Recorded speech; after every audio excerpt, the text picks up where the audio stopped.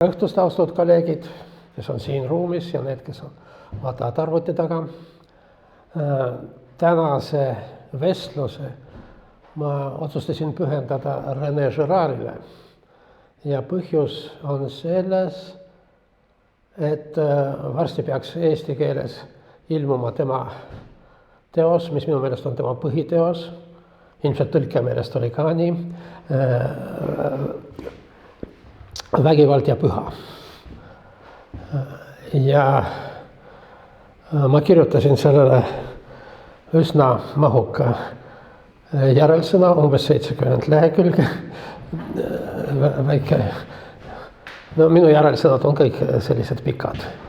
Nagu ütles Marek Tamm, esimene pool on, et ma kiidan, teine pool, et ma sõiman neid. No ma ei sõima Girardi, aga ma püüan esiteks arendada need asjad, mis tal on poolikud edasi ja teiseks ma siiski osutan mingitele vigadele, mis tal on, nii kontseptuaalsetele, mis on tähtsamad, ja mõned faktivead, mis ei ole nii tähtsad. Ehkki tal on neid üsna palju. Niisiis, René Girard. Tema kohta,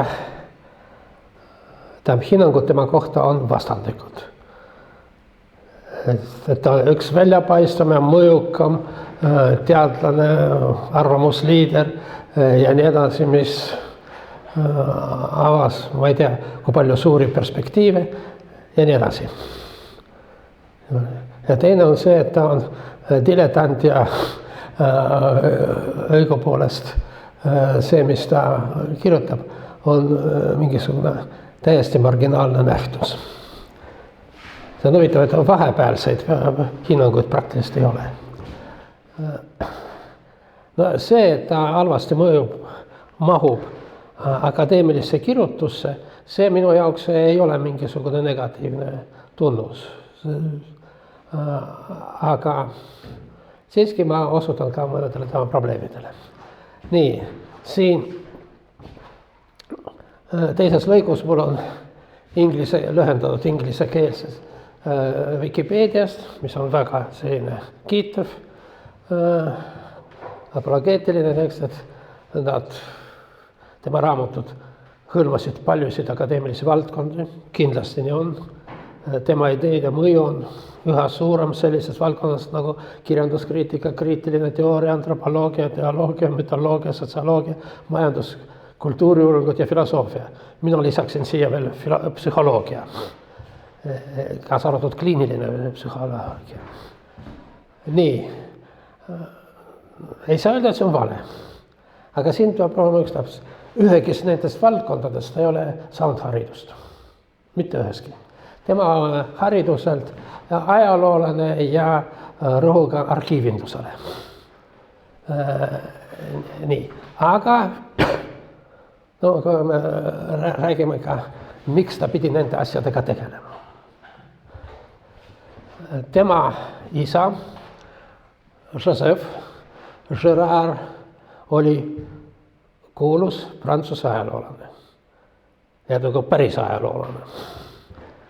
Ja kui ta vaatad temale ja ta poele pühendavad artiklid nendes Wikipeediasse, siis seal on hästi väike nupuke. Aga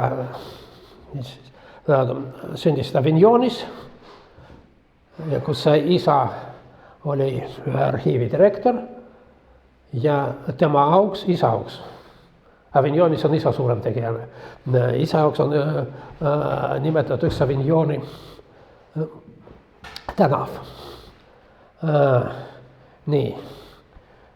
Isa oli vabariiklane, sotsialist, võitlev ateist. Ema, Marie-Thérèse, oli pühendatud katoliiklane. Ja igatahes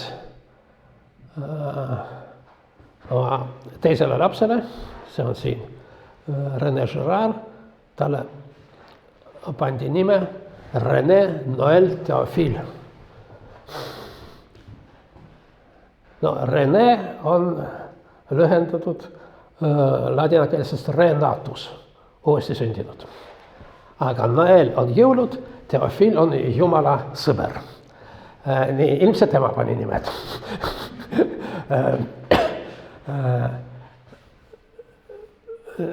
No nii, ta õppis, kui mina kirjutasin hartade koolis, aga Marek Tamm ütles, et ei, tuleb kirjutada nagu prantsuse keeles, école de chant. Sellepärast, et hartade kooli on raske eesti keeles käänata, aga kui paned niimoodi prantsuse keeles, siis on kõik korras. No pealegi ma vaatasin, et tavaliselt seda ei tõlgita. Nii, õppis seal 43. kuni 47. aastani. See on Pariisis üks väikseid, kuid üsna prestiižne kool ja kirjutas prantsuse need kraadid hästi ei konverteeru eesti omadesse. No, mõtles midagi Eesti baka ja MA vahepeal. See eraelu Avignonis 15. sajandi teisel poolel. Ei midagi sotsioloogiat, psühholoogiat, antropoloogiat, see lähtus arhiivi materjalidesse, väga korrektne ja põhjalik töö. Ma ütlen, korrektne ja põhjalik, ma ei ole seda lugenud. Aga no ma usun, ma usaldan, ütleme nii. Aga siis 47. aastal pärast õpingud lõpetamist ta sai stipendiumi 9 aastaks õppimiseks Ameerikas ja jäi sinna terveks eluks. See aasta venis. Nii, ta oma järelsõnas ma üsna põhjalikult peatan selle, mis tal Prantsusmaal ei meeldinud. Ja siis on väidetud, et sellepärast, et ta sai seal väga head töökohad Ameerikas kohe. No, tähendab, Indiana ülikoolis ta kaitses väitekirja, see oli väga prestiižne ülikool, aga pärast ta töötas väikestes ülikoolides üsna madalamates kohtades. No ütleme, Duke ülikool on väga okei. Väike, aga no ei saa võrrelda Indianaga. Ja see on naiste kolledž, kus olid mõned kuulsad õppejõud ja mõned kuulsad vilistlased. Nii. 57. aastal ta sai John Hopkinsi, samuti aga see on väga suur ja väga prestiižikas ülikool, kus ta, sisuliselt ta teostas ennast selles ülikoolis. Seal alates 61. aastast sai professori ja siis elu lõpuni oli Stanfordi ülikoolis alguses professor, siis emeriitprofessor. Nii. Üks slaid jälle kadus. Ei kadunud. Seal Indiana ülikoolis ta kirjutas doktori väitekirja. Tal on 2 teost inglise keeles. Üks oli selle Ameerika arvamused Prantsusmaalt 40-43. aastal. No, materjaliks olid Ameerika ajalehed. Ei ole mingisugused kesksed allikad. Kirjutas, ma ei ole seda teost ka lugenud. Erinevalt järgnevatest. Nii, ta sai nendesse ülikoolidesse, aga mitte keegi ei tahtnud keskaegset Prantsuse ajalugu seal. Mis on, Prantsusmaalt tuled. Prantsuse kirjandus. Ehkki ta nii. Ta pandi võrdleva kirjandusteadusse kursust lugema ja Gerard tunnistab, et tal kirjandusteadustest ei olnud mingi taimu. Nii siis peab võrdlev kirjandusteadus ja siis ta leiutas seda. Võrdlev kirjandusteadus on selline distsipliin. Aga see, mida Gerard leiutas võrdleva kirjandus, on hoopis midagi muud. Nii. Kirjandusteadust ta ei teadnud ja isegi see, kuidas ta analüüsis tekste, on vastuolus selle mainstreamile, mis seal Ameerikas moodne oli uus kriitika, Euroopas Vene formalism, siis strukturalism, poststrukturalism ja nii edasi. Ei, absoluutselt midagi. Tema meetod meenutab kõige rohkem mulle 19. sajandi niinimetatud progressiivset kriitikat, kus näiteks Dobrolubov loeb Turgenevi romaane, näiteks Isad ja pojad või seal Rudin, ja teda ei huvita see psühholoogia, mis seal on isegi, rääkimata siis stiilist ja nii edasi. Teda huvitab revolutsioon, milles seal, no ütleme seal Rudinist, Rudin lõpetab seal barrikaadidel oma elu, aga see on sellised väiksed tagajärjed. Turgenev, südamelik inimene ja pehmo, selline liberaal, kindlasti no, üldiselt ma kirjutasin teisi asju. Dobrolubov. Ei ole oluline, mida kirjanik arvab oma teostes. Ei ole oluline, mida ta tahab sinna kirjeldada. Oluline see, mis seal objektiivselt on. Sest elus endas. Vot midagi sellist teeb ka Žõrar, aga veel sügavalt. Kõige tähtsam nendes teostes on see, mida seal ei ole. Ja mis tal võrdleb kirjandusteada. Ta võtab erinevaid romaane ja võrdleb neid oma vahel. Nii, kohe me räägime natuke meetodist. See on ta esimene teos, mis tõi talle, no ütleme, tuntus. Tema pealkirjadega on üldse raskusi. Seda tõlgitakse tavaliselt romantismi vale ja romaani tõde. Aga võiks tõlkida ka, et romantiline vale ja romaaniline tõde. Nii. Me räägime, milles romantismi vale on. Siis kirjutas raamatu Dostojevskist ja pärast veel korduvalt kirjutas Dostojevskist erinevad esseid ja sellised väiksemaid monograafiaid. No, ütles, need on nagu, ütleme, et see on nagu järelsõna sellele.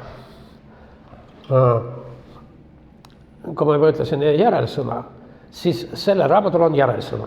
Ta kirjutas seda valmis, aga siis tal tekkis kriis.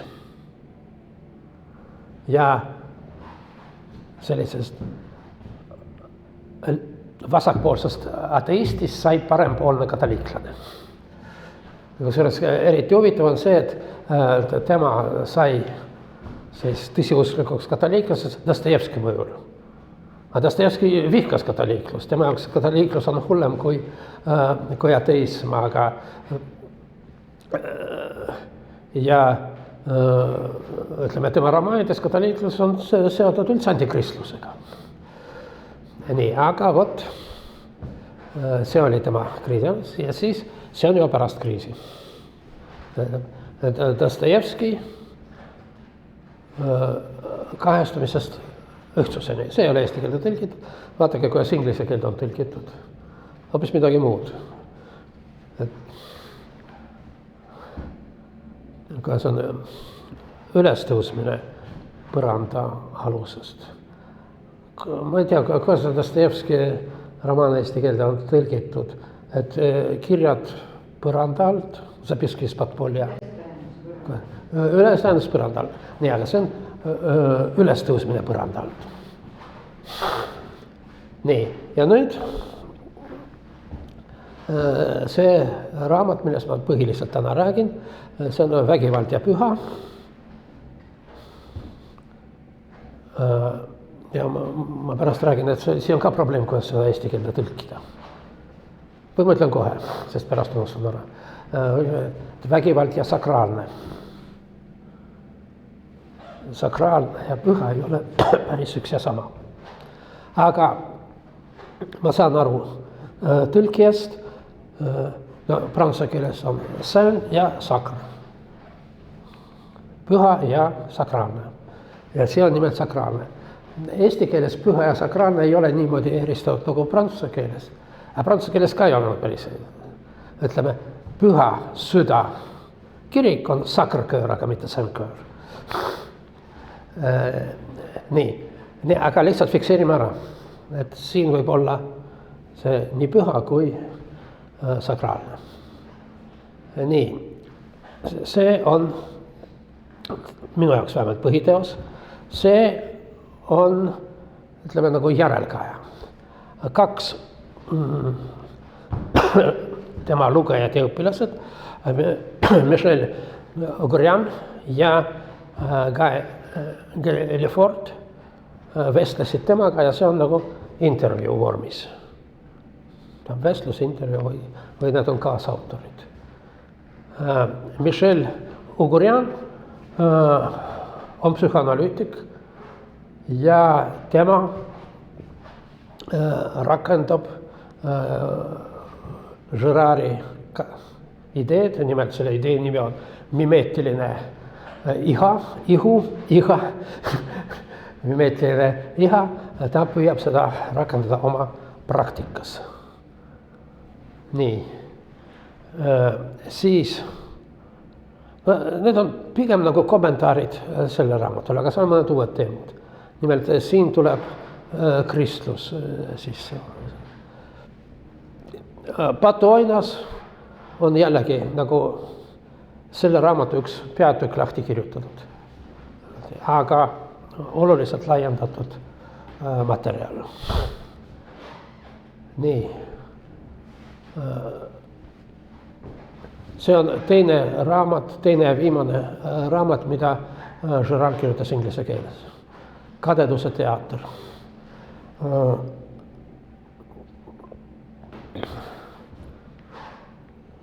Nii, ja siis need 3 viimast, nende kohta ma täna ei taha üldse rääkida, nad oluliselt muudavad kogu tema kontseptsiooni perspektiivi. Võib-olla mõned märkused lõpuks teen. Nii, nüüd tuleme selle romantismi valele ja romaani tõele. Milles seisneb romantismi vale?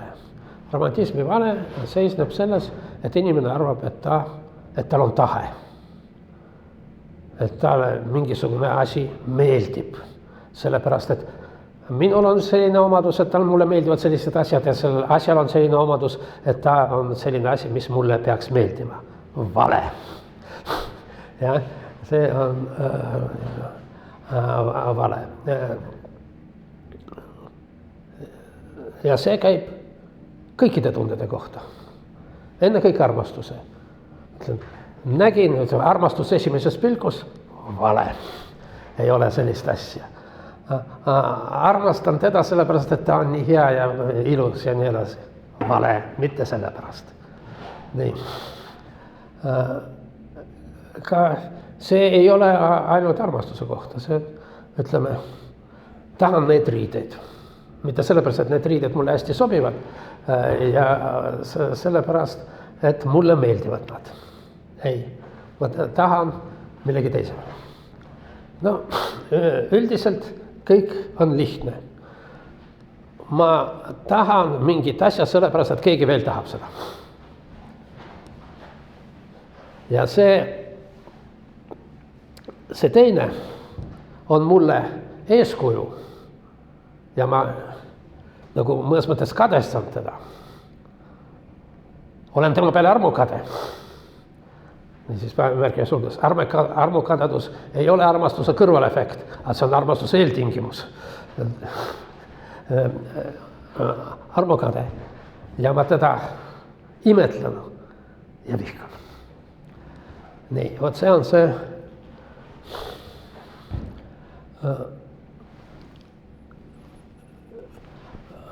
selles romantismi vales ja romaani tões ta veel ei kasuta seda terminit nagu mimeetiline, ta nimetab seda metafüüsiline iha, mida ta hiljem nimetab ümber mimeetiliseks. Nii, ja selle aluseks on mimeetiline mehhanism. Mis on mimeetiline mehhanism? See on rivaliteet.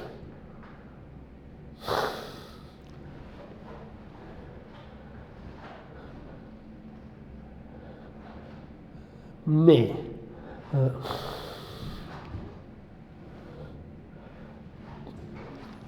Siin on see psühholoogiline seisund, milles mina seisan, ta nimetab seda inglise keeles, prantsuse keeles raamatus, inglise keeles double bind. Eesti keeles, see on psühholoogiline termin, topeltlõks. Tegelikult seal ei ole topelt, see on lihtsalt lõks. Milles see seisneb? See on tulnud Freudilt.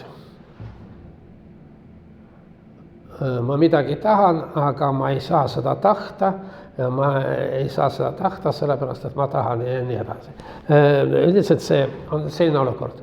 Kui ma midagi teen, siis ma saan karistada. Ja? Kui ma midagi ei tee, siis ma saan samuti karistada. Ja see on see topeltlõks. Nii, ja see on olukord, milles mina pidevalt olen. No, ma tahan oma rivaali tappa, siis on mul see ihaldusobjekt olemas. Aga see on paha, aga kui ma ei taha, ma ei tapa teda, siis tema saab seda, siis on ka paha. Nii, no tähelepanelik kuulaja siin kohe leiab Freudi. Aga jah, et nagu tahaks isa ära tappa ja abielluda emaga, aga vot ei saa. Sest, no miks ei saa? Freud on, sest isa kastreerib mind. Ja, aga no samas, kui ma ei tapa isa, siis ma ei saa emaga abielluda. Vot selline, nagu ütlevad inglased, konundrum. Aga mida teeb Girard? Ta laiendab seda kõikidele. See ei ole ainult Oedipuse kompleks. Kõik ihad on sellised. Need on, mis on võrdlev meetod. Nagu ma ütlesin, ta üheski teoses, kui me räägime, mis teosed ta analüüsib, see kolmnurkne iha ei ole esindatud täiel määral. Kolmnurkne iha on tema raamatu romantismi vale ja raamatu esimene peatükk. Et see iha on alati kolmnurkne. Ja ei, siin pead veel ühed jutumärkid. Tal oli kolmnurkne jutumärkides iha. Nii, see on võrdlev meetod. No, me loeme, mida me loeme? Don Quixotet ja seal nagu päris see ei joonista välja. Aga me loeme sinna kõrvale Stendhali punane ja must. Ja seal need kohad, mis selles kontseptsioonis ei ole esitatud Cervantesel, on esitatud Stendhalil. Aga need, mis on esindatud Cervantes, Stendhalil ei ole esindatud. Aga nad ka ei anna täispilti, sellepärast tuleb, alguses tal oli need 5 kõige tähtsamat. Hiljem ta lisas siia Kafkat ja saad aru juba Shakespeare'i. Nii, saad aru, kadeduse teater. No, üldiselt kõik on kadedus, mitte ainult teater. Nii, Don Quixote. Olge lahke. Miks ta teeb selliseid asju? Nagu teeb. Sellepärast, et loeb raamatuid. Loeb Rüütli romaane. Näiteks romaan Amadisist Galliast. Amadis on väljamõeldud personaaž, aga ta on paljude Rüütli romaanide tegelane. Siuke ideaalne Mauride kuningas. Siuke ideaalne vastane. Ja samast on ka ideaalne rüütel. Nii, ja Don Quixote samastab ennast, võrdleb ja vastandab ennast Amadisiga. Nii. Amadis on ideaalne rüütel ja ta kogu aeg Don Quixote võrdleb ennast, mida oleks teinud Amadis selles olukorras. Amadisil on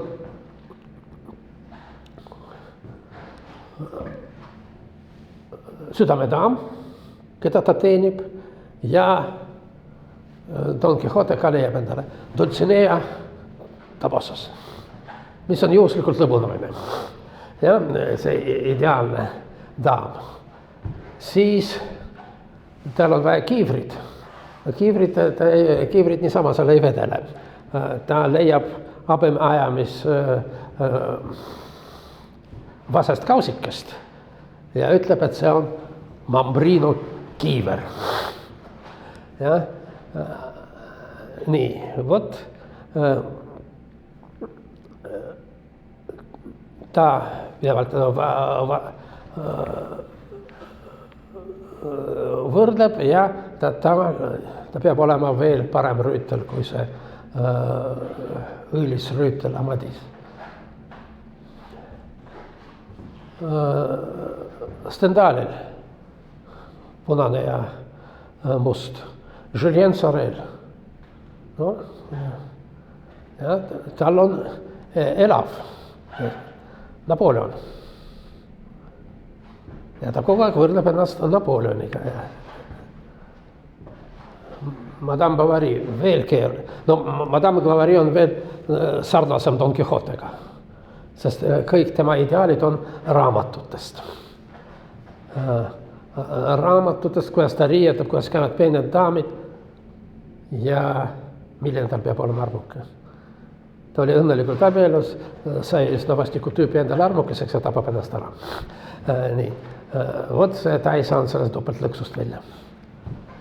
Rodion Raskolnikov, jälle Napoleon. Ja, tal on nagu, et peab teha tõesema, kes ma olen. Napoleon või värisev olend. Napoleon или тварь дрожащая. M-kumb, aga mitte töötu tudeng. Töötud eksmatrikuleeritud tudeng. Ja, mitte see, M-kumb, kas Napoleon või? Ja kuidas ta tõestab, et kas temas on Napoleoni seda ainet sees? No läheb koksab just vanamuti maha. Ja selgus, et üldse ilma sealt. Nii, vot see on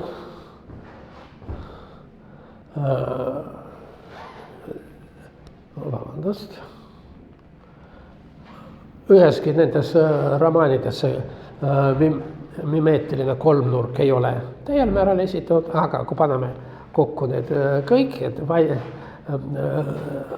täidame tühimiku, siis me saame just nimelt seda.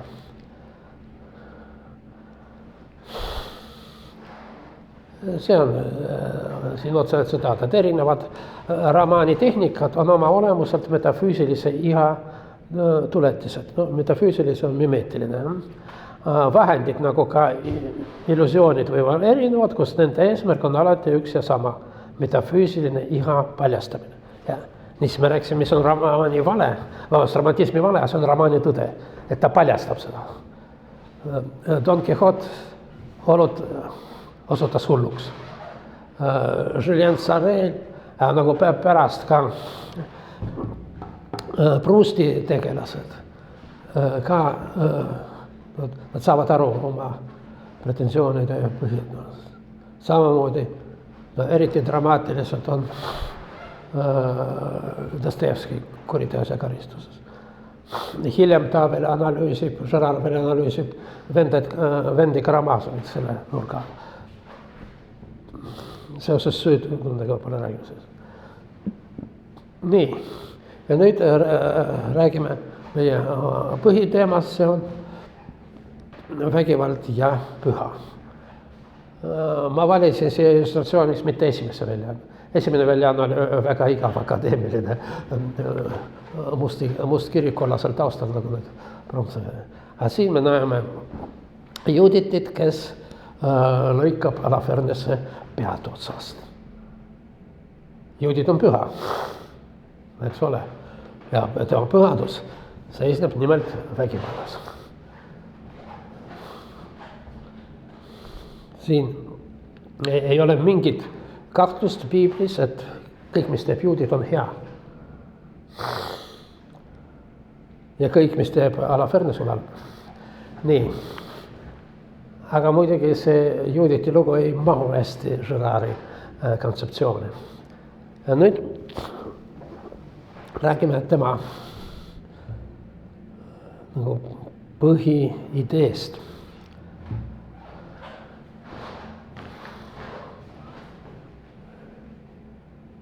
Ma nimetasin enne, mis valdkondi ta mõjutas, aga ta ise ei pidanud ennast üheski nüüd valdkonda esindajaks. Tema järglased nimetasid seda valdkonda, kus tegutseb Girard fundamentaalses antropoloogiaks või süvaantropoloogia.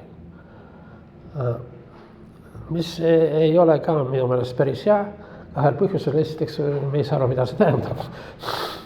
Ja teiseks, see nimi oli reserveeritud Martin Heideggerile, kelle puhul me ka ei tea, mida see tähendab. Aga me võime kindlalt väita, et nad tähendavad nendel väljapaistvatel autoritel erinevaid asju. Ja veel kumbki ei nimetada ennast ise niimoodi. Nii. Girardi tekst ei ole kerge lugeda. Mitte sellepärast, et seal on nii keerulist ideed, vastupidi. Ideed on väga lihtsad. Aga ta esitab neid väga keeruliselt, väga mitmetasel kõrvale põikega, tagasi tööga ja kõige tähtsamad asjad ta peidab sügavikku. Nii. Aga ma räägin praegu nii nagu, mitte nii nagu selle raamatus on esindatud, need asjad, aga kontseptsiooni loogikast lähtudes. Ja kõige tähtsam sündmus maailma ajaloos oli see, mida ta nimetab alust rajav vägivald. Alust rajav vägivald. Eestikeelses tõlkes on mõnikord pandud selle nimeks algupärane vägivald.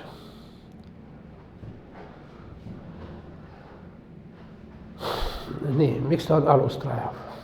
Sest see rajab alust. Inimkond tekkis algupärase vägivalla akti tulemusena. Mis on see algupärane vägivald? Et see, et mingi koletis kedagi tappis.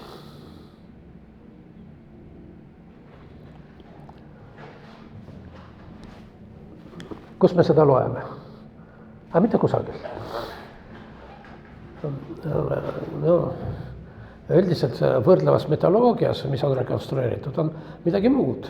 Et kangelane tappis koletist, aga mitte koletis tappis kedagi. Aga Girardi puhul ei ole vahet. Mõlemad on koletised. Ja see kangelane tappis koletise.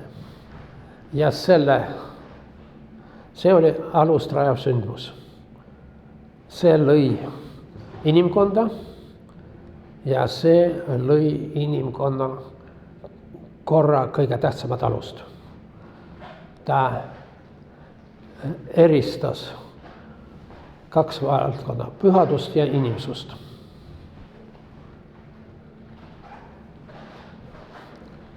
Pühadus on see koht, kus valitseb vägivald. Vägivald valitseb ka inimsuses, aga ta ei ole ainuvalitseja siin. Nii, mida loeb see algupärane vägivallaakt? No, esiteks eristab inimsust ja pühadust. Mis on seal pühaduse poolel? Kõik loodusõnnetused, kõik kuriteod, kõik õnnetused ja neist kõige tähtsam on surm. Surm on pühaduse poolel. Aga mis jääb inimsusele, see on selline süsteemne elu, hierarhiline, korrapärane elu, mis on siis, kui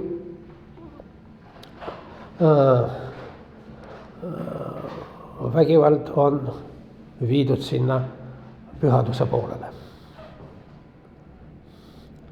Nii, miks me seda ei tea? Miks me kuidagi ei tea? sellepärast, et selline teadmine on väljakannatamatu, kirjutab Girard. Ja et sellest tuleb lahti saada. Ja üks alust rajava vägivalla põhifunktsioone on see tõe varjamine. Niisiis, vägivald, kõik õnnetused ja tõde on pühaduse poolel. Aga meie siin elame mõnusas, illusoorses, põhiline illusoorsus on see, et valitseb kord, hierarhia ja nii edasi. Aga, oot, kus see mul on siin?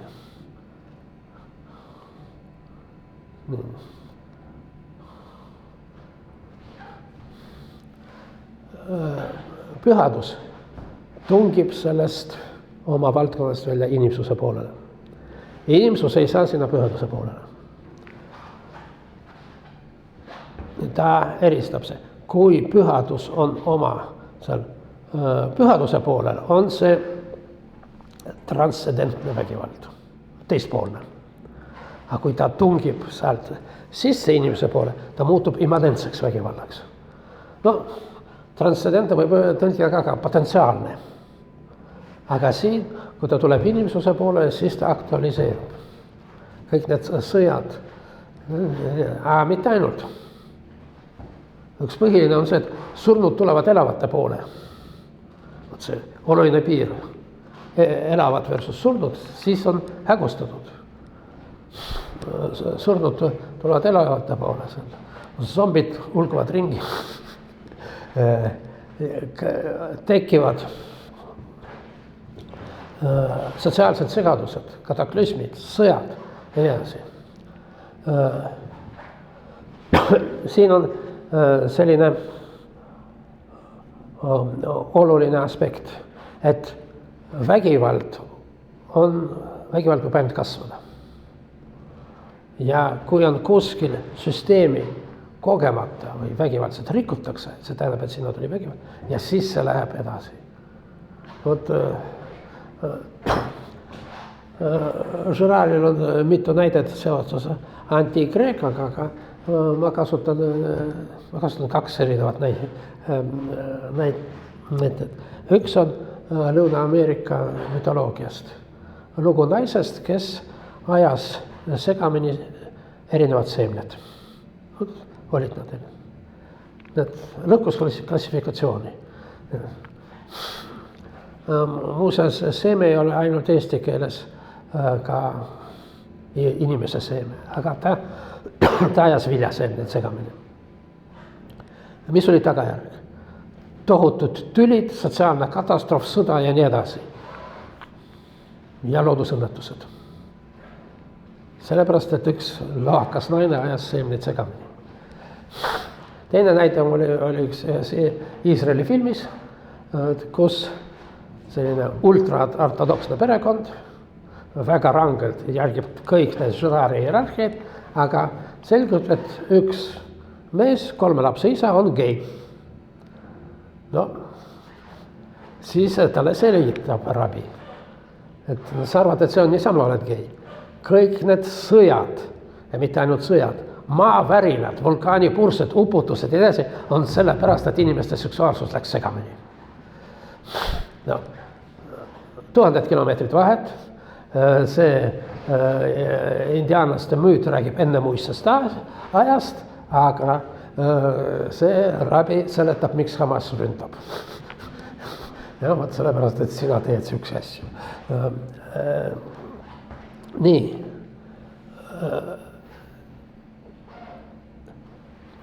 Vägivald võib võtta erinevaid kujusid ja ennekõike ta väljendab süsteemi riknemises. No, need väiksed asjad. Lapsed ei kuule vanemaid. Alluvad ei allu ülemustele. Seal riigivõimud ei saa valitseda ja nii edasi. See on kõik vägivald.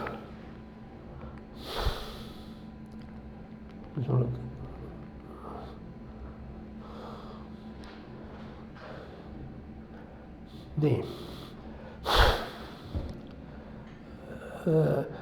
Üks, no ma ei tea, mulle niimoodi positiivselt üllatust pakkus surnude käsitlus. Kuna surnud on kurjus, siis neid tuleb elavatest eraldada ja eraldada topelt. Esiteks me viime neid mingisugusele alale, piirame seda ala mingisuguse sanitaarse kordoni ja seal veel teda neid eraldavad. Siin on väike remark, see ei ole kõikides kultuurides nii, aga valdavas enamuses. No, ei räägi sellele vastu need kultuurid, kus surnuid pannakse hoopis puude otsa. Sest, vabandust, ma unustasin öelda, et loodus on see vägivald. Surnud viiakse sinna vägivallale, kus neid vägivaldsed elukad, röövlinnud söövad. Või seal mõnedel aladel Aasias on spetsiaalselt sellised platood, kuhu viiakse surnud. Ka ei ole sellele kontseptsioonile vastu, ka vikingite komme jätta surnuid lahingus, surnuid lahinguväljale. Sest lahinguväli on vägivalla see ala. Ja Odin on muuseas ka peajumal on surnute jumal. Kui teate, seal kreeklastel Zeus on ülemjumal, ta on seotud valgusega ja nii edasi, aga Odin on surmavalla jumal. Nii, see kõik ei räägi Girardi kontseptsioonile vastu, aga on selliseid kultuure, need on vähe, aga nad on erinevates kohtades, nii Lõuna-Ameerikas kui Aasias, kaasa arvatud Hiinas mõningas piirkond, kus surnud jäetakse elama koos elavatega. Ja, võt. Neid kostitakse. Vanaisa sul täna ei ole, söögi sul eriti hea, ja. Aga nad istuvad lauas seal, pannakse õhtul magama. Ja, võt. Võib-olla Girard ütleks selle peale, et nendel rahvastel ei lähe eriti hästi, aga ma ei taha Girardi asemel midagi siin öelda. Nii, aga see on üks probleem Girardi üldse. Kõik, mis ta ütleb, ta esitab seda üldise reeglina, millele ei ole erandeid. Sest me oleme kõik see inimsuse poolel. Nii. Vägivald tungis pühaduse poolelt inimsuse poolele ja siin, mis me nüüd teeme, ta võib ainult kasvada, aga teda võib ohjeldada. Ja siin on kaks põhilist meetodit. Üks on see, et kui keegi ütleme, üks on kättemaks. Keegi kedagi tapab, siis ma tapan keda. Siin on nagu erinevatel kultuuridel erinevad. Kõige nagu meile tundub intuitiivsem on tappa seda, kes tappis. Aga see ei ole kättemaks. See on kohtumõistmine, see on oma kohus. Kättemaks on see, et tema tappis meil süütud inimest, ma lähen tapan nende klannis süütud inimest. Vaat siis on 50-50. See on kättemaks. Ainuke asi, ja siin Girard on täiesti õige, et see ala kunagi ei lõppa niimoodi. Sest pärast makstakse kättemaksu maksmise eest. Ja see vandetal ei ole lõppu, kuni, kas kui te loete Huckleberry Finni, kuni kõik mingi klaani liikmed on tapetud. Või nagu Ameerika Ühendriikides kuulus 100-aastane vendetta lõppes sellega, et mõlemad perekonnad pandi vangi. Ja see Põhja-Ameerika indiaanlastel on nüüd hästi palju sellised sõdu, mis on tegelikult nagu kättemaksu operatsioon, kusjuures see kogu aeg kasvas seal aina rohkem ja no vot kuni Kanada võimud tulid ja teab erinevalt USA-st Kanada võimud ei sekkunud väga kaua põlisrahvaste omavahelistele tülidesse ja siis tundus, et asi läheb üle käe. See oli kuulus Kareni ja Hundi laste tateemi järgi oli identiteet, Kareni pojad ja Hundi pojad ja nende vaheline sõda. Ma igatahes täpsustan, et siin ei olnud sõda erinevate rahvaste või erinevate hõimude vahel, nad olid samas hõimus erinevate klannide vahel. Nii, okei. Üks on kättemaks. Kättemaks, sellest kasvab välja kohtusüsteem. Me karistame. No, võiks arvata, et kohus ja kohtusüsteem, see politsei kohus ja nii edasi, nad lõpetavad vägivalda. Aga nad saavad seda konkreetset vägivalda lõpetada ainult sellepärast, et nende vahenduses on veel suurem vägivald. Politsei on paremini relvastatud kui kurjategija. Kohus on võimsam kui teised mehhanismid. Ja, no, siin tuleb meelde muidugi Hobbesi Leviathan, kus ta 17. sajandi üks väljapaistev politoloog ja suurel määral praeguse riikluse ideoloogia rajaja, ütleb, et riik on õudne koletis, vägivaldne ja nii edasi. Aga riigi õigustusega on see, et elanikkond delegeerib talle vägivalda. Nii et kui naaber mind solvas, ma ei lähe talle silma välja lööma, ma kirjutan kaebuse politseisse ja siis nad tulevad ja ise löövad tal silma välja. Et vägivald on delegeeritud riigile, nii siseriiklikult kui välispoliitiliselt. Kui riik mind kaitseb naabri eest ja agressiivse naaberriigi eest. Niisiis, see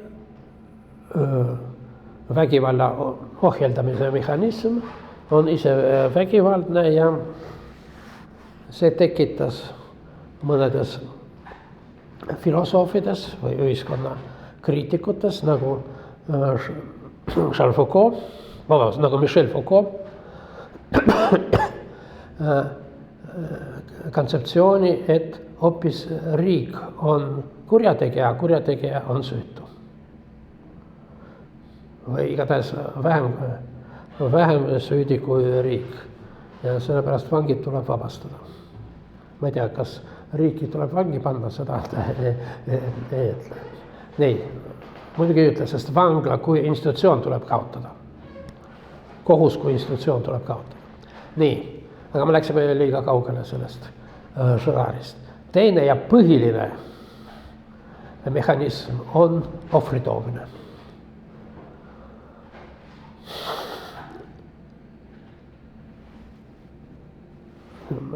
Mäletame, et korda lõi algupärane vägivallaakt. Probleem on aga selles, et algupärane vägivallaakt oli ainulaadne, singulaarne sündmus. Ta ei tule, teda ei saa korrata, aga teda saab imiteerida ohvri toomisel. Nii, mul siin jällegi slaidid läksid segamini. Ilmselt see on vägivald mind kuidagi mõjutas, kui ma neid panin kokku. Nii, iga ohver midagi asendab. Iga ohver, mida tuuakse, on asendusohver.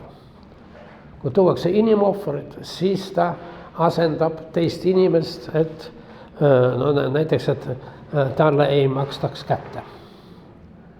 Aga kõik need ohverdused nad asendavad algupärast vägivalda, sest nad on selle taas loomise katsega. Nii.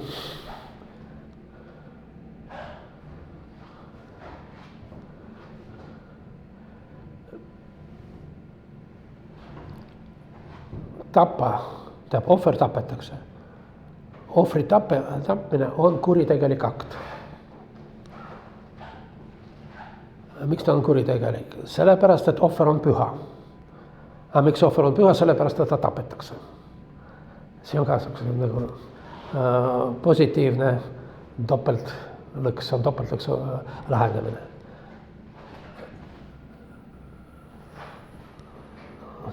See ütleb, et hiljem hakatakse nimetama ambivalentsuseks, ma seda ei näinud, et ambivalentsus. Aga see on iseenesest üsna tavaline sotsiaalne mehhanism. Mingi asi on see, sellepärast, et me teeme temaga seda.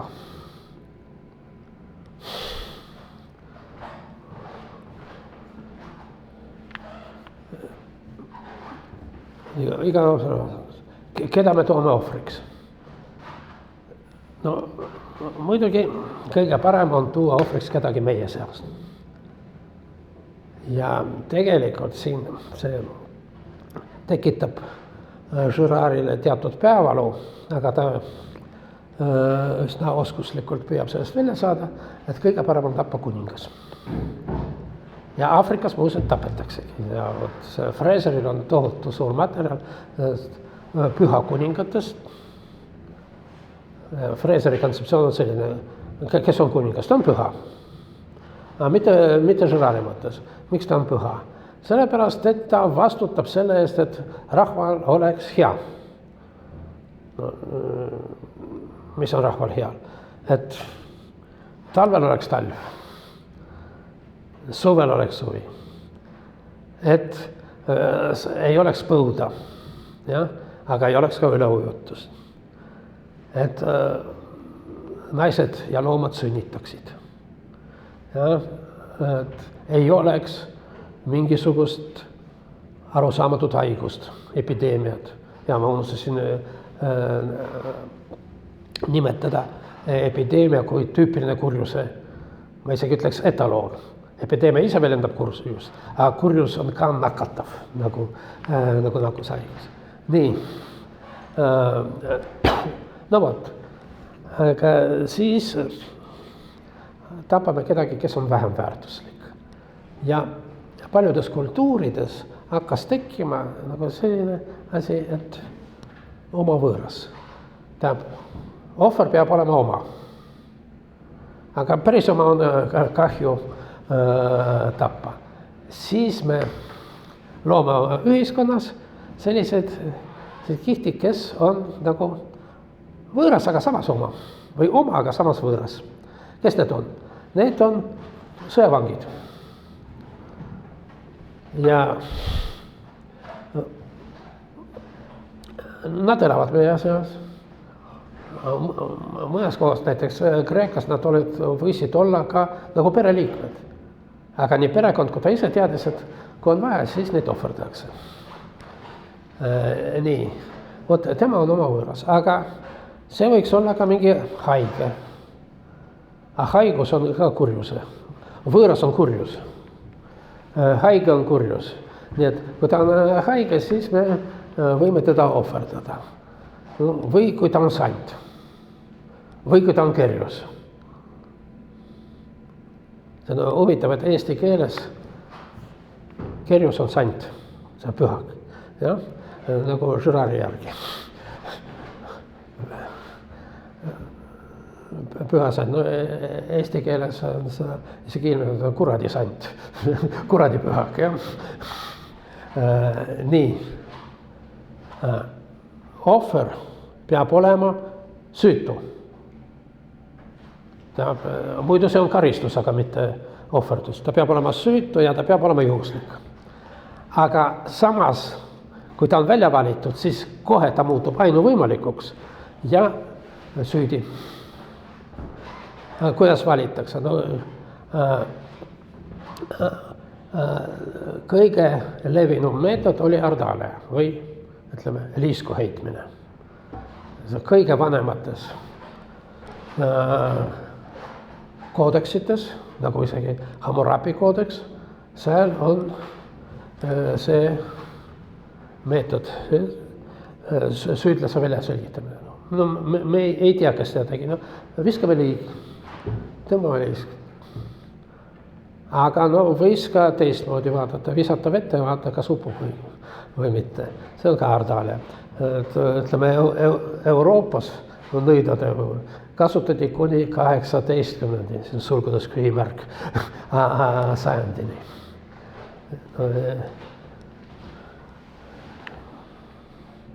Kusjuures see on huvitav, et kas ta on nõid siis, kui upub või siis, kui ei upu. No, siin koolkonnad erinevad, aga igal juhul. Nii. Mis ohvritapp on kuritegelik, sest ta on püha. Aga ohver on püha ainult sellepärast, et teda tapetakse.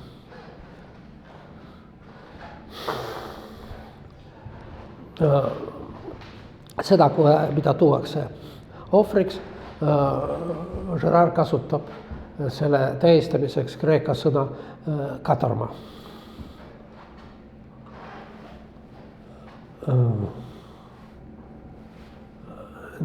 Üldiselt see kõige tavalisem tähendus on paaria. Aga Gerard lähtub siin pigem Aristotelese poeetikast.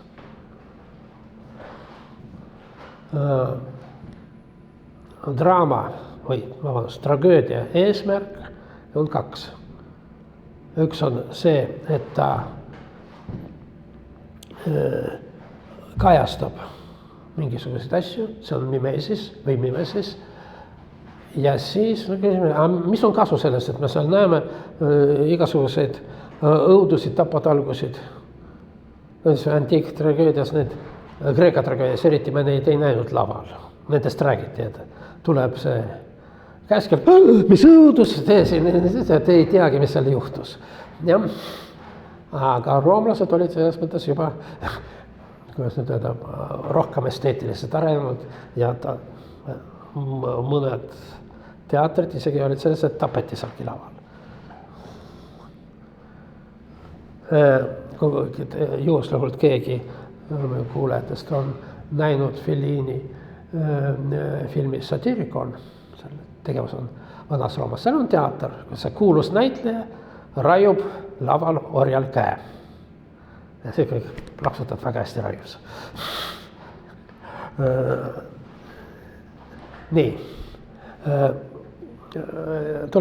jätame seda meelde seoses ohverdusega. Nii, aga mis on tragöödia eesmärk? On puhastamine, see on katarsis.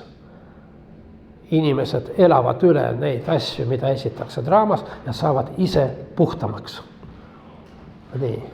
Aga ühiskonnas, ütleb Gerard, see katarma oligi see, keda tuuakse ohvriks.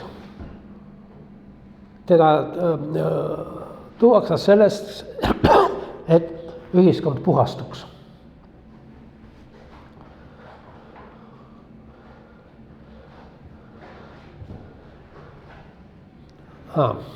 Siin teine, samuti kreeka termin on farmakos, mis on sisuliselt sama, mis katarma. Katarma on, ütleme, farmakos on üldisem nähtus.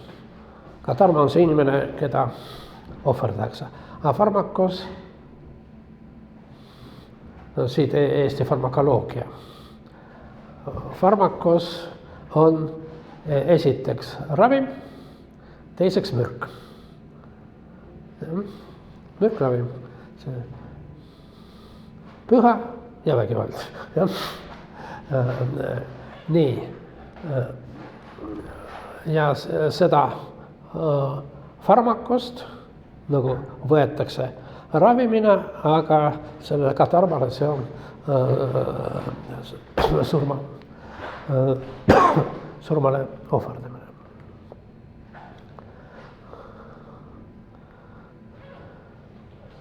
Nii. Ohver, kui ta tapetakse, need, mis asjad, mis on jutumärkis, on tsitaadid raamatust. Siis ta kuulub pühale, mitte kui ta elab, siis ta kuulub inimsuse valale. Kui ta tapetakse, ta läheb pühadusse.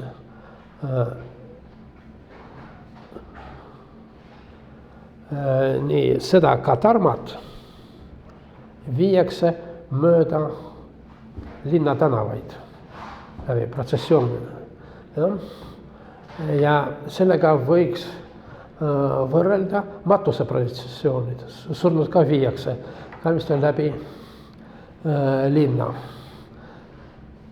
See on huvitav, et mingisugune nagu pahupoolne, või ütleme doppelt protsessioon on seotud hukkamisega. Hukati linna kesktänaval, aga mitte linnast välja. Aga siis on vaja puhastada ühiskonda kurjategijast, me raime tal pea otsast ära, kui talle veel veab. Meil on igasugused tegijamad meetodid ka. Ja siis viskame linnast välja. Ta ei kuulu inimesele. Jah? Ütleks Girard. Aga vaatame Euroopas.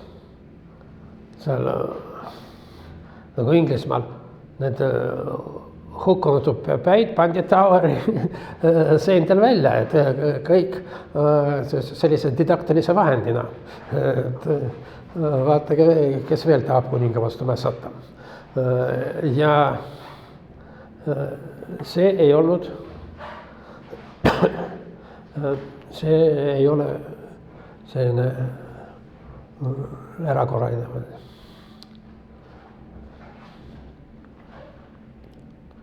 Nii, matusetalid, sellest ma rääkisin. Nii, kui me need rituaalid täidame lohakalt, siis see ohverdusrituaal on selleks, et puhastada ühiskonnas, selleks, et vaigustada vägivalda. Aga kui me sealt ajame midagi segamini, siis see on veel ohtlikum, kui näiteks, kui see mingi perenaine ajab seemneid segamini. Siis siin me nagu otseselt sekkume selle kurjuse valdkonna. Ja siin tekib see, mida Girard nimetab ohverduslikuks kriisiks. See on pahasti läinud ohverdus. Hiljem ma juba, kuna aeg hakkab mul kiiremini jooksma kui ma ise,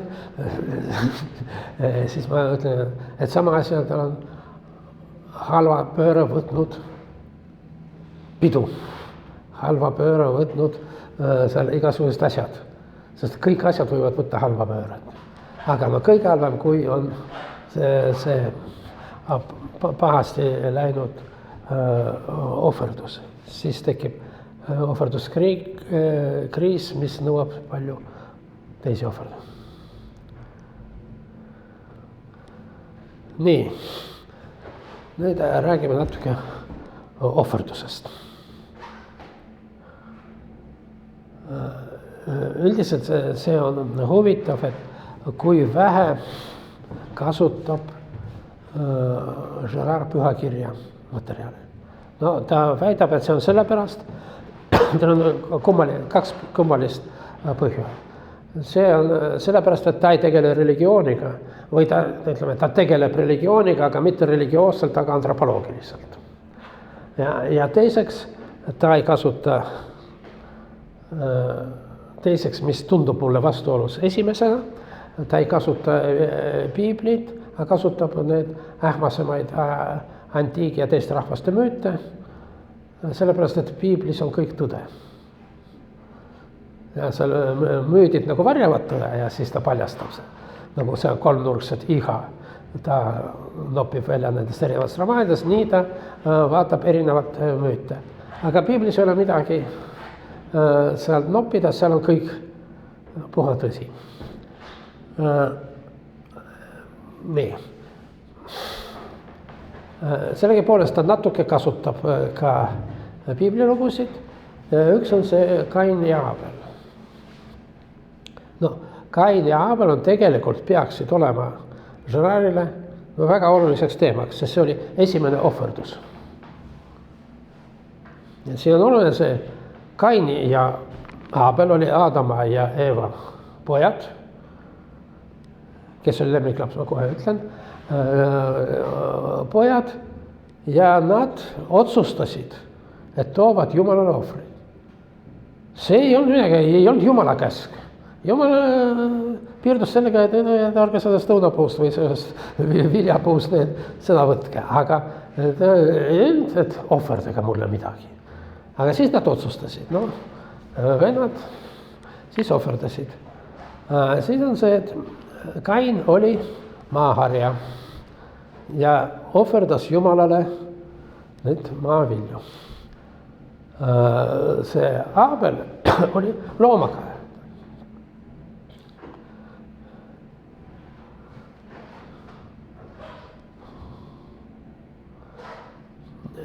Nii, peaks,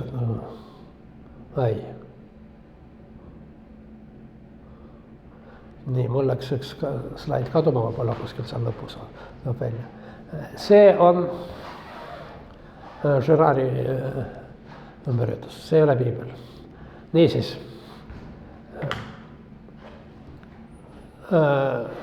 Kain toob maa vilju, aga Aabel toob esmasündinud loom. See ei ole üks loom. See on üsna verine ohver. Nii. Ja siis selgus, et Jumal põrastas selle Kaini ohvrina, söis oma vegan toitu. Aga see oli hästi selline kõva ja rasvane suits ja Jumalale see meeldis. Nii, ja siis ta mõnistab siin Aabelit.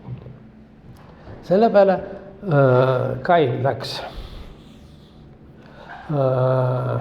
kadedaks, Shakespeare'i kadeduse teater, kadedaks, ütles, et vend, lähme põllule. Läks põllule ja tappis ära. Nii.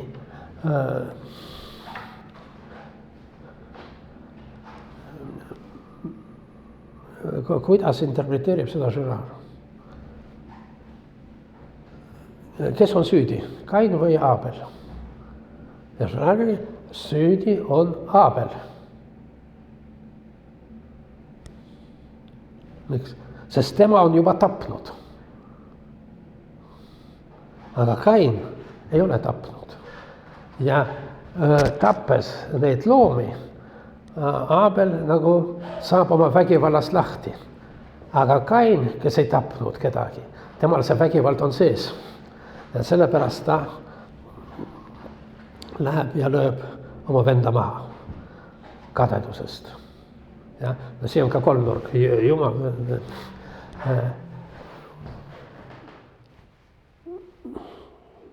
Nii, aga kes oli lemmiklaps?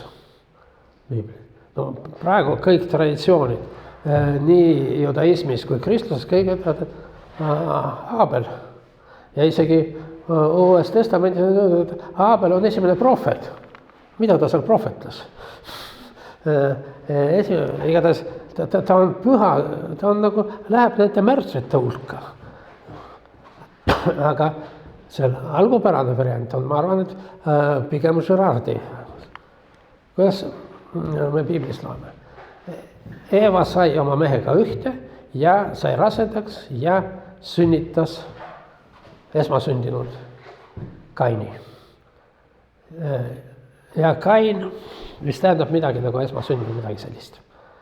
Ja Eva oli väga rõõmus ja ütles, vaata, Jumala abiga sünnitasin mehe. Aga siis rohkem ta ei läinud, ei ole vähemalt öeldud, et ta Eva läks veel kord Aadamiga ühte, aga siis ta sünnitas veel kedagi. Ja siis pandi nimeks Aabel. Mida see tähendab? Kuidas see Prints Harry raamatu nimi on tagavarane? Spare. See on nagu, see Aabel ei ole üldse tähtis. Tema kohta ta Eva ei rõõmustanud, lihtsalt sünnitas ja kõik. Ja seal isegi mõned eksegeedid on väitnud, et kuna ta vahepeal ei ole Aadamiga kokku heitnud, vähemalt piiblis ei ole sellest juttu, et võib-olla nad on kaksikud. Ja siis on see, ütleme, Roomuluse ja Reemuse lugu, kus üks kaksik tapab teise. Nii, ja muide seal žurnaalil on kaksikute rivaliteedist küll, aga mitte selle.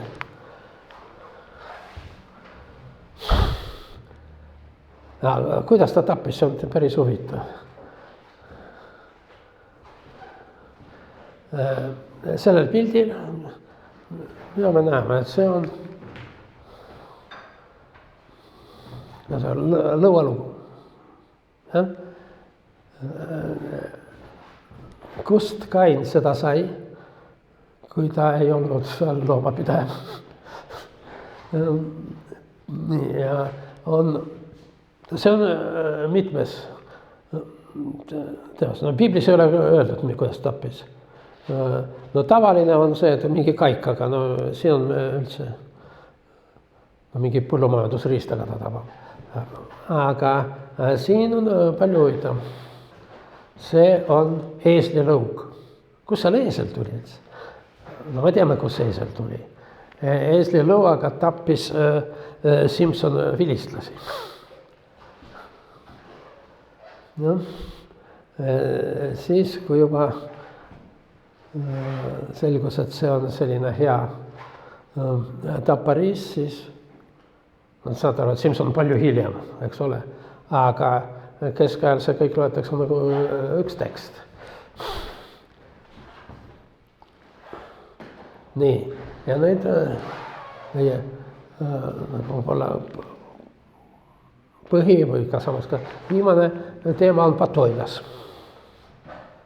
Sellele ta pikalt peatub selles raamatus vägivald ja püha, aga veel on tal Patoinas eraldi raamatuna. Nii, Patoinas, see on hästi pikk lugu piiblis ja see on selline väga segadust tekitav koht nii judaismis kui ka, mitte kristluses, aga kui Gerardil. Gerard ütleb selle kohta, et see on kindlasti juutide eelpiibellik lugu. Ehkki seal, kuidagi piiblis me sellest ei saa. Miks? Sest juudid ei ole sellised, kes niimoodi tapavad. Süütud lugu. Aga niisiis, see on 3. Moosese raamat, see on püha Jom Kippur, kus rahvas kahetseb oma patud kord aastas. No küll kahetseb ja kahetseb, aga sellest ei piisa. Need patud tuleb kuidagi eemaldada. Saata neid pühaduse poolele, sest patt ise on pühaduse poole. Nii, siin on mul väike fragment. Tegelikult siin on, see kirjeldab 2 erinevat rituaali. Üks on ohverdus, aga teine midagi segast. Nii, no kõigepealt peaks ütlema, et eesti keelest on patoinas, aga peab olema patusik või patusok.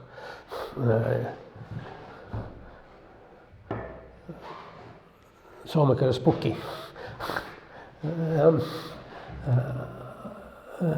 Nii.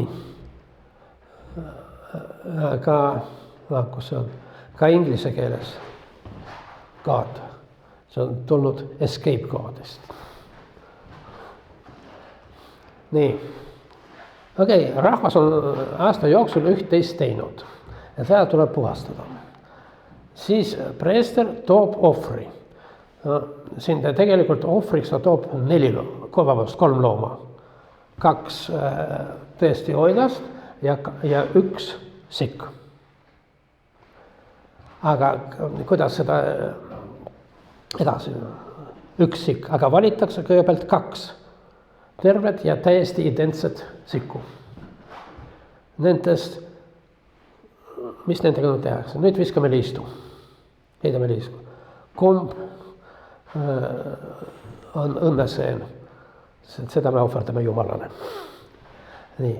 Aga mis on selle teisega juhtub, seda saadatakse, üks läheb Jumalale, teine saadatakse Azazellile. Kes on Azazell, kohe me ka räägime. Azazellile. Nii.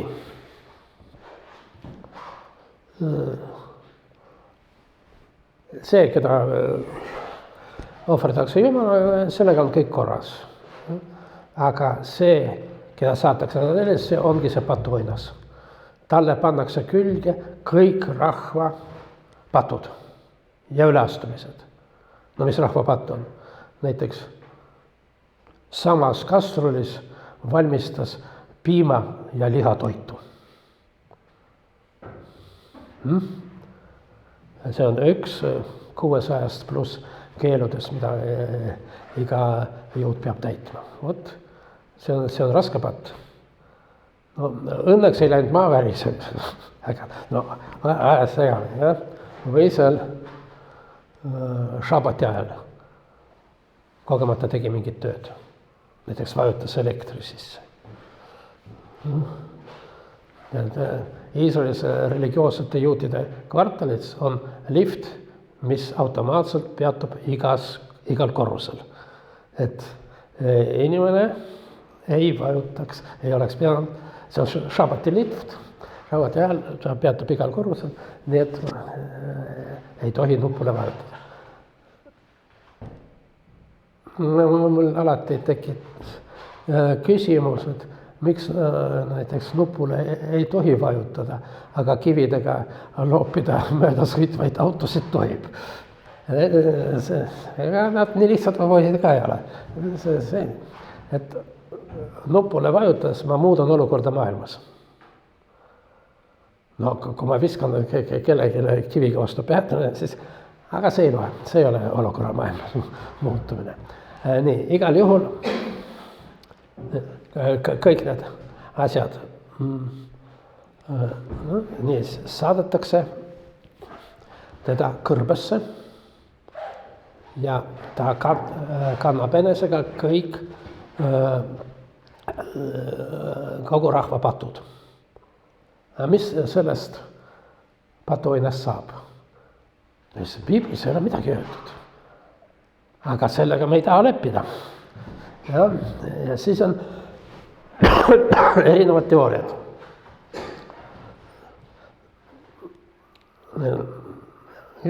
Aga teda niisama seal kõrbasse ei tohi jätta. Äkki ta lollist peast tuleb inimeste juurde tagasi koos kogu selle patukoormaga. Ja, mis sa siis teed? Nii. Sellepärast, seal on räägid, et Azazell on selline kalju, kus seda sikku visatakse alla surnuks. Seda ei ole Piiblis, see on Iisraeli targad, nii on, see on üks variant, et ta ei tuleks tagasi. Piiblis seda ohtu ei ole, et saadetakse kõrbesse ja siis ta kõrbesse jääb.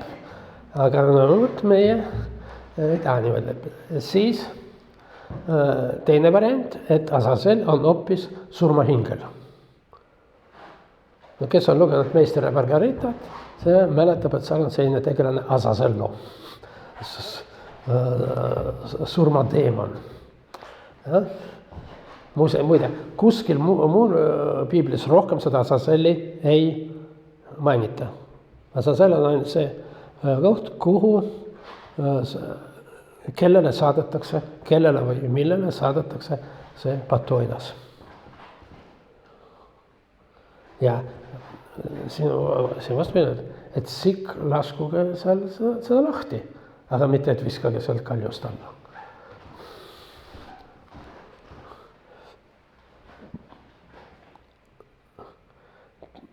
Nii, mul see oleks pidanud enne olema, see slaid enne.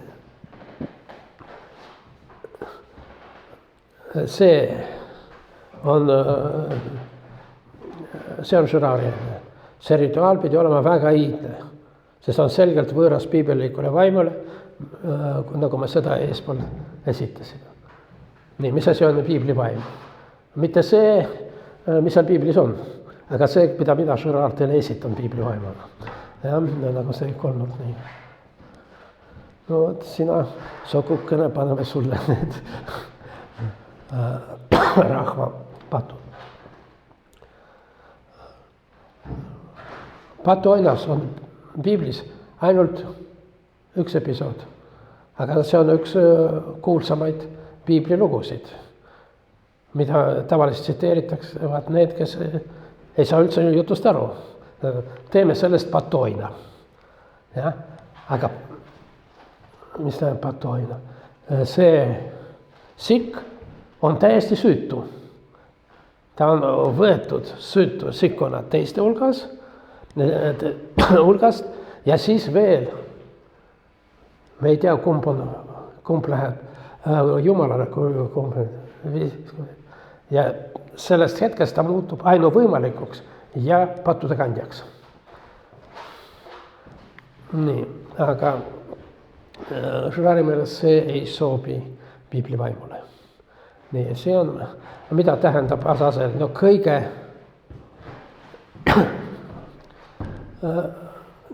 lihtsam ja kõige tavalisem. Etümoloogia, mida ei taha tunnistada ei toora eksegeetid ega kristlased. Et as on sokk heebrea keeles, azal on minema ajama, see on see sokk ärasaatmiseks. Nii et see ei ole mingit kalju, ei ole mingisugust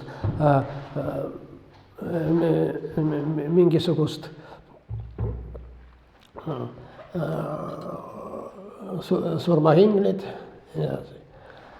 Päris huvitav lugu on see inglise terminiga. Scapegoat. 17. sajandil esimest korda piiblit tõlgeti heebrea keelest, mitte ladina või kreeka keelest. No, tõlkija sai suurima tunnistuse, tal raiuti pea otsast ära. Aga sealt tuli see ingliskeelne sõna scapegoat, patuoinas, mis alguses oli scapegoat.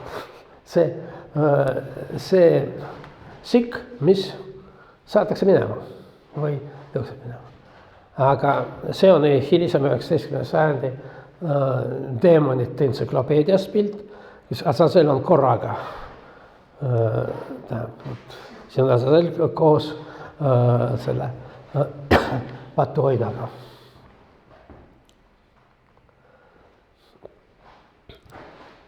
Mõned siis nagu kõrvalised teemad, mis on minu meelest väga huvitavad.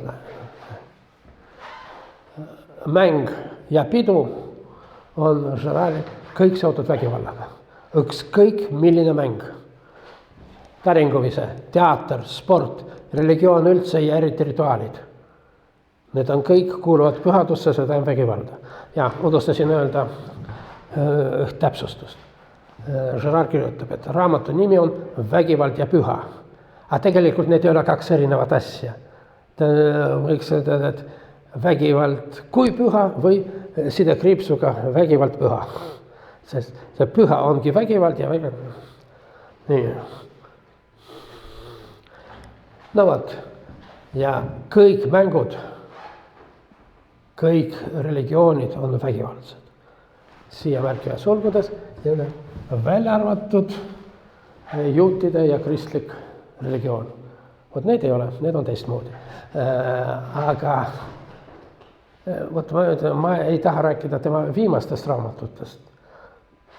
Vähemalt praegu, sest ta suurel määral õnnestub seda konstruktsiooni, sest tal on, siis selgub, et Kristus oli midagi muud, ta paljastas seda mimeetilist vägivallamehhanismi ja pärast seda pidi olema kõik hästi. Aga kõik hästi ei läinud. Ja siis ja ta viimane raamat, Lõpetada Clausewitz. Esimesel slaidil, see on tema viimane. Clausewitz oli kuulus Saksa kindral ja kas ta oligi kindral, igatahes ta oli kuulus teoreetik. Ja ta põhiline raamat, nimi on lihtsalt Sõjast, jäi lõpetamata ja Girard siis lõpetab tema eest. Sellisel viisil, nagu ma olen kindel, et Clausewitz ei oleks tahtnud.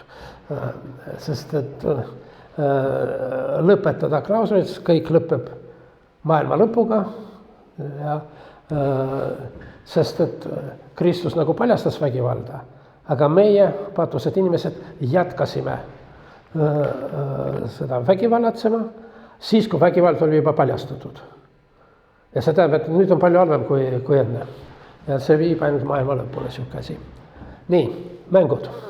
Kõik mängud on vägivaldsed.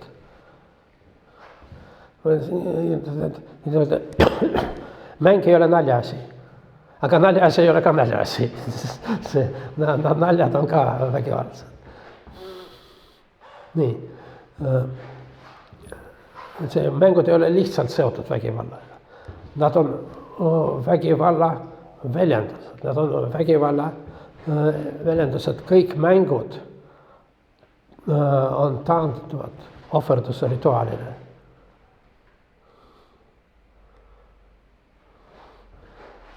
Jah, no päris hea, eks ole. Jah, see lapsed liivakastis mängivad seal, heidad lasi. Nii, laulupidu, no tore pidu, eks ole, jah. Kõik on vägivald.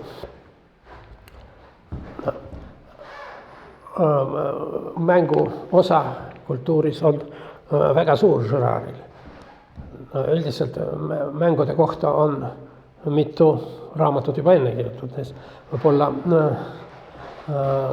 kuulus Johan Huizinga raamat Homo ludens, mängiv inimene. Aga seal on vastupidi, et mäng on positiivne asi. Aga Huizinga on ka, sõjad on ka mängud. Ütleme, kõik on nagu Girardil, aga see, mis Girardil on miinus, seal on pluss. Ja ütleme, no rääkimata seal rüütliturniirist, no saab surma, aga no päris ilus mäng. No, ja Girard ütleb, et Huizinga tees tuleb ümber pöörata, mitte mäng ei hõlma püha, vaid püha hõlmab mängu. Püha, mis on vägivald. Pidu, sama asi. Nii, ja tegelikult mul on seal veel selles järelsõnal eraldi peatükk kingitustes, mis millegipärast Girardil jäi kahe silma vahel. Aga kingituse puhul see tema mimeetiline mudel töötab veel paremini. Hea küll, sellega ma täna lõpetan. Nii et ma ei taha teha raamatule reklaami, aga see on kihvt raamat ja lugege. Mitte minu järelsõna pärast, aga Girard ise värib.